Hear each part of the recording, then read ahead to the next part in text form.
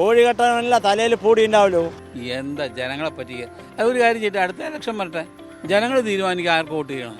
പാർട്ടിക്ക് വേണ്ടാത്ത MLA എന്തിനാണ് പാലക്കാട് എന്നുള്ളതാണ് പ്രതിപക്ഷ പാർട്ടികളും കേരളവും ഒന്നടങ്കം ചോദിക്കുന്നത്. പാലക്കാട്ടുകാർക്ക് എന്താണ് പറയാനുള്ളതെന്ന് കേൾക്കാം.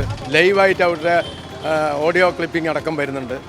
ആ MLA സ്ഥാനം രാജിവെക്കണം എന്നാണ് എൻ്റെ അഭിപ്രായം. പാലക്കാട് രാഹുൽ വേണം.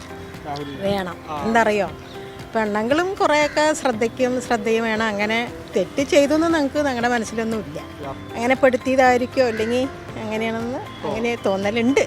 ഞാൻ അയാൾ അവൾ ബലമായി പിടിച്ചാണെങ്കിൽ തെറ്റ് തന്നെയാണ്. അവനെ അടിച്ച് ശരിപ്പെടുത്തണം. ഇതല്ല എവിടെയെങ്കിലും ബലാസംഗം ചെയ്തെന്ന് പറഞ്ഞോ? ഇല്ലല്ലോ.